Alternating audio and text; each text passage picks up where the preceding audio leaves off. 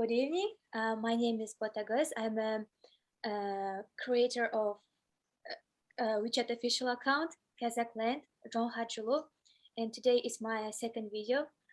I'm very honored to introduce you my sister, my role model, from a smart, great girl from Kazakhstan, Lyazzat. Hello, Lyazzat. Hello, hi, Bota. Thank you And for a sweet introduction. Today's video will be about her experience here in China, her work, and a new business that she started, and yeah, about her life in China. So that stage is for you. How to describe yourself in 5 words? How would I describe myself in 5 words? Optimistic, adventurous, risky, I'm a achiever, Sure. and Leader. Curious. Curious. Yeah, leader or curious. Yeah. When your story started with China, how come you started to your life here in China? Yes, thank you. My story with China starts with the story of my father with China. Back then in 2000s, my dad and his friends, they were doing some trading business. And in 2005, they went to China, to Xinjiang province, Urumqi, to to purchase some products. And then he was fascinated about China's progress. And at that trip, he learned that there are some Kazakh students studying in China. So my dad kind of got some feeling, and he foresaw something, and then he came back and told me, "Daughter, I wanted to go and study in China." At that moment, I was like, "What? China? No way!" Huh? What years? What? What years was that? That was about 2005, 2006. And China wasn't that popular like now, but after we've learned that China was becoming a popular destination for Kazakh students, for Kazakh like high school graduations. And first, in the beginning, I didn't pay much attention. I didn't think much about it. But when in 2007, I was about to graduate high school, and our school received some sort of invitation from one organization that they help students to apply documents to study in China. And then me and my friends, my schoolmates, suddenly we thought, why not to go China? So the decision at that time was super spontaneous. And I told my parents, and my dad was really supportive. And so right after I graduated high school, I came to China, Xi'an. It's in Shanxi province, Xi'an. And I was in the beginning, it was a little bit culture shock, because 2007 and it's Xi'an, and Xi'an back then it's not developed at all. And first year we spent in college in a suburb of Xi'an, and it took a lot of time to get used to food and all of that. But Xi'an was a great city to study Chinese because it's an ancient capital of China, of several dynasties, and it's rich of history, culture, and that was a great opportunity to study there. And I did my bachelor in Xi'an Jiaotong University in Chinese language. Yeah, that's the beginning of the story. Kazakh students from Kazakhstan. Yes, at that time when I arrived to Xi'an, overall in entire Xi'an, I guess there were like about thousands students from Kazakhstan. Wow. like in one university Yeah. overall? Overall in Xi'an is like 2,000-3,000. Cool. I could say, yeah, there was many students, but not many of them could continue, you know. They were leaving after first or second year because it was little challenging.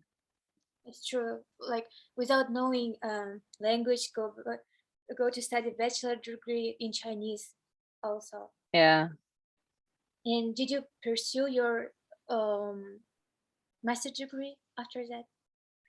Yeah. And when I was studying in Xi'an, doing my bachelor, I found Chinese is very interesting. I was very curious. I was very interested in that. I like Chinese language and culture, and I found some similarities actually. The more I studied, I found similarities between our Kazakh culture and Chinese culture. Could you name some And similarities? I guess hospitality. Chinese people are also very good at hospitality, and they're very welcoming. Yeah, like and they like these family gatherings. The family is very important for them. Family and relatives. This part is very, very similar. And some of the traditions, even like wedding culture is very similar. And I had a few friends already studying in Beijing, but I don't know why I've decided to come to Shanghai, even if I never been there at the time.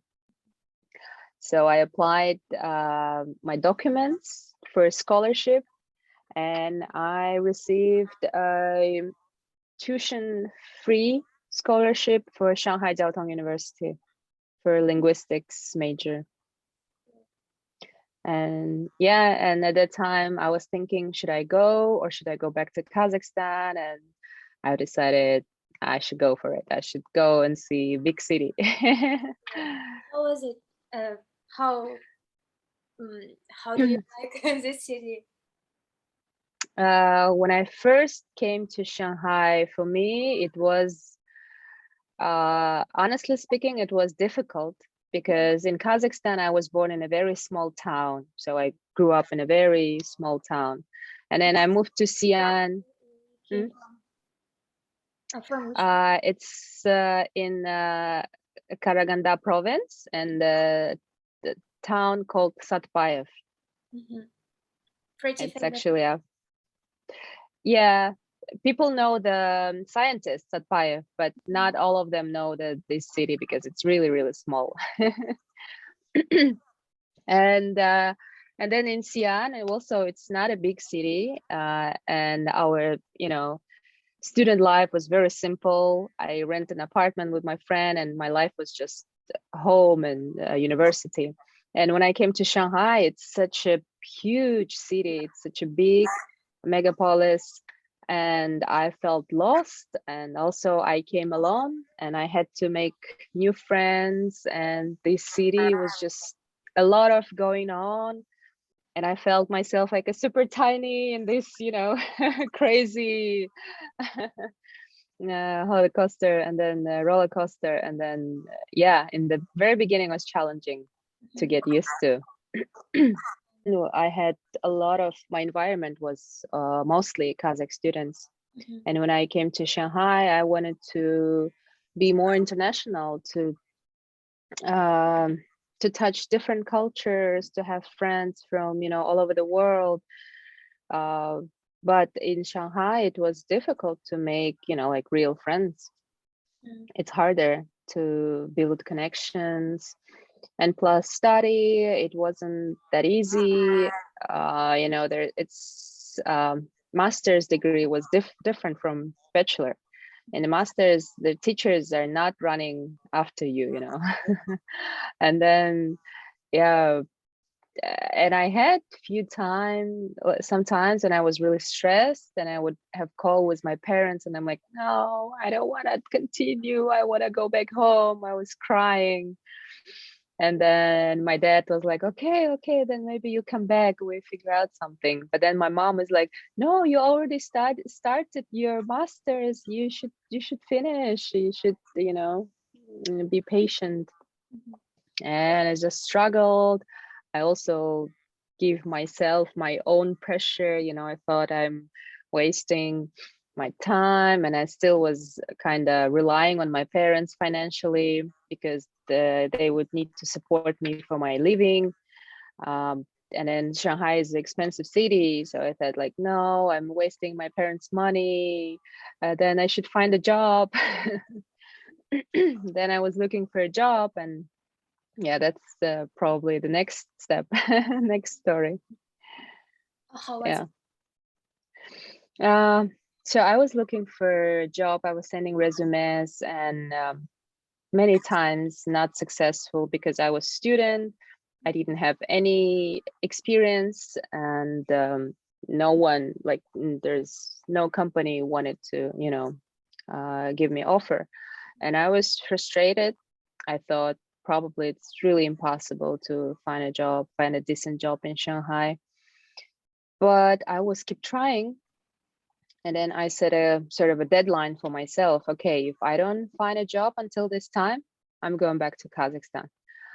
And I tried again. I sent my resume to a few companies, and there was one company, in their description they wrote that they need Russian speaking person who is also fluent in Chinese, and it is an elevators industry. And they said that experience not required. We will, teach you everything that you need. And I thought, this sounds really perfect. And I put a lot of expectations on this job offer. And then I got a phone call from my, at that time, future boss. Yeah, and then he set an interview, and that's how I got my first job here in Shanghai. Cool. And how long you worked on this? And what was your responsibility? Yes, so as I mentioned, it was elevators industry. And this company is quite big Chinese corporation called uh, Shanghai Step Electric Corporation. They were manufacturing elevator control system, and I was in their daughter company in a sales department for so-called CIS market, which is basically former Soviet Union countries. And because I could speak Russian and also speaking Chinese, I was a good candidate for them to help them to grow sales. Because, in our regions, people are not very good in English. So I guess for them, it was difficult to communicate, especially in this very specific niche like elevators. Yeah, so when our office was really in a very nice building. It was 36th or 35th floor with a great view to the Bund. And I was amazed. I was like, wow, I'm going to work here. I was so happy. And yeah, I started working, but of course, nothing comes easy. And it was super challenging in the beginning because it's a lot of technical parts, knowledge need to learn. And it was Chinese companies, I mentioned. All my colleagues, they're Chinese, some local Shanghainese, and also from other provinces. And even by that time, I was living in China already like 5-6 years. But that was the first time when I really was so close to Chinese people, Chinese culture, especially like work culture. And of course, again, a lot of not conflicts, but a lot of discovery kind of. And yeah, it was in communication, it was pretty challenging in the beginning, especially with technical support team. And because I was very new in this industry, it was very hard to understand, like technical language. And I would go and ask for a help, for a question, and they speak something super fast using all this, specific language. And I'm like, and I would not understand. And I would go and search by myself, try. And try to, make common sense in my mind and also talk to my clients. But all my clients were Russian speaking clients, either from Kazakhstan or Russia. So I would ask them if I something I don't understand, and I would connect dots. Okay, this is that. So yeah, it took me a few years to, get really Experience. to gain fluent and gain some knowledge in this industry. Yes, but and of course in first and second year there was plenty of times when I was thinking, I'm quitting. No, I cannot do it. This is so hard. This is so difficult. But I thought, I'm just fresh out of university. I have no experience, and no matter where I go, it will be same. There will be same challenges, maybe different types of challenges, but definitely there will be a lot of challenges. So I thought, I gotta overcome it. I should, keep it up. What do you think? What helped you at that time to stay strong? I would say. Well, I had this big goal that I want to support myself. I don't want to rely on my parents because I also have siblings. They're 10 years younger than me. We have big gap. And I cannot say that I came from rich family. My family is very average, and life in Shanghai is quite expensive. So of course, first we need to fulfill our needs. So my goal at the time, I thought, like, I need to financially support myself. I cannot rely on my parents. So second job, like after first, no, even the first year was getting interesting because I liked how in Chinese companies, they delegate, they give you responsibility, and they really, trust you, and you feel like, wow, I am, like, you feel yourself valued. And yeah, that's what I liked. And we would go for many business trips to Russia, Ukraine, Kazakhstan, or also for a lot of exhibitions. And I like these interactions with, people, and that was very interesting Cool. part of sales. I know that you got awards for best worker. I really want to mention. Yes. It's really cool. I think a Kazakh girl working so hard in a big corporation to be a best worker of the year. Was it? Is it right? Yeah, best employee of the year. Cool. Yeah, so that was already, I've been working at this company about three years. And so I was already doing sales, doing some like difficult projects. And after the first year for me was, financial independence, the most important thing. After that, I thought, because I'm an achiever, I thought I need to make some difference. I need to achieve some higher goal. And then when you're in a sales department, you have a lot of target you need to meet. And there was like one pretty high reward if you reach certain sales target, and there is once sort of a payment. And I was like, wow, this is cool, but this number looks so big, it's kind of impossible. But inside I was feeling, maybe one day I can make it. So then I got a project in Uzbekistan, in the capital of Uzbekistan, in Tashkent city. So it took a few months, and I'm working on this project with client, with factory here, discussing all the details. But their how to say, their quantity was pretty high, and a lot of also engineers supported me. And by the end of 2017, I made that highest target. I reached that highest target in sales. So, but I didn't expect that there is also an award.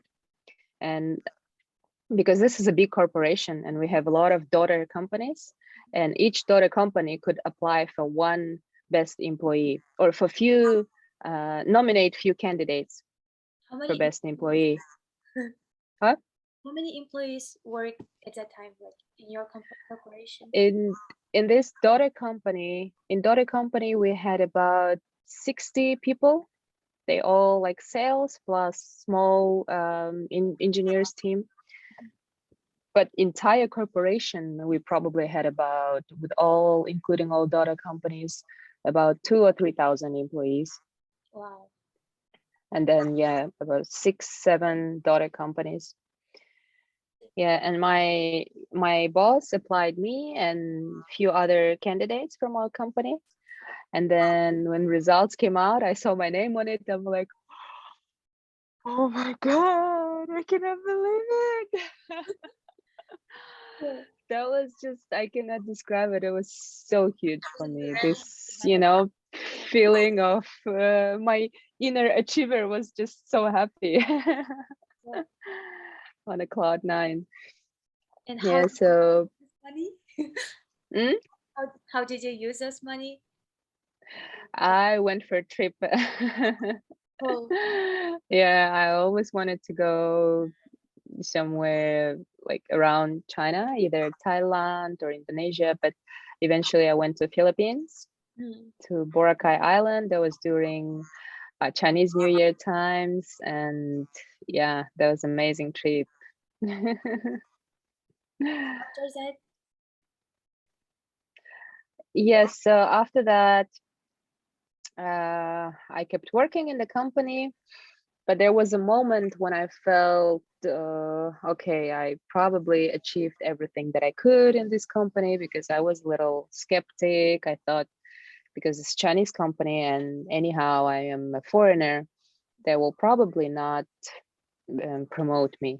This is because it's also sales department. The higher you can go is only department manager, and I was salesperson, and I thought they would probably never allow me, to be in some higher position. So in 2018, in the beginning, I was really hesitated. Should I go back to Kazakhstan or should I look for another job? It was really hard to make decision. But decision came by itself. So all of a sudden, my supervisor was fired. So department manager was fired by the company for certain reasons. And at that moment, I thought, now this is a chance. Why won't I try, to go for this position for department manager and just try myself, because it is challenging and you need to lead the team, sales team. And of course, there's every year sales target increases. And I knew it's not easy. It's difficult. You have more responsibilities, more pressure, but I like challenging myself. And I thought, why not try? This is just opportunity coming, to my hands, kind of. And I went to my boss and I said, well, now my supervisor is not here, and are you thinking of finding someone from outside, hiring someone from outside, or would you consider me to take this position? And then he looked at me. My boss, by the way, he's Chinese person, but he spoke like very fluent Russian. He lived many years in Uzbekistan and been traveling in all these former Soviet Union countries. And he's a very wise person who supported me a lot, mentored me a lot. And then when I spoke to him, and he said, if you are not afraid of these responsibilities and challenges, then we'll give you probation time. And I'm like, okay, I accept it. And they give me a 6-month probation time. And it was 2019. In the beginning of 2019, I officially become a department manager. And for me, it was, like even bigger achievement now. And I was like, wow, this is so cool. And, my name in Chinese is Li Aran. And according to Chinese customs, they think that my family name is Lee. So now they would call me like Lee, Manager Lee. And I was just like so happy hearing it, you know. Cool. Yeah. And that year we did great. Our department reached the sales target, and overall we did an amazing job that year. So it was another big achievement for myself. And but still I was feeling like I want to do something, you know, more. I just don't want to be bonded to one company. And that also company was changing slowly, the management style, and there came top management changed, and they were bringing their own vision, their own strategy. And I wasn't very, you know, happy with some parts of changes. It wasn't very supportive to sales departments. And so I wanted to move on because by that time I was already been working for 6 years in that company. And in 2020, I decided to leave the company, and I totally changed industry. I went to another company, a small trading company. They were working in some DIY products, hand tools. But for me, it was more like I just need to leave that company, you know, I just need to make a next step. But changing industry after, you know, half year, I realized this is not something I want to do. And I probably should go back to this, you know, elevators industry where I have all this experience, all these connections. And I thought I need to implement it. I need to use it, this 6-year experience. And I thought, should I go and find another elevator company? And I thought, why don't I start my own company? So I've decided to register my trading company, my small trading company, my small baby. Yes, now it's in the process.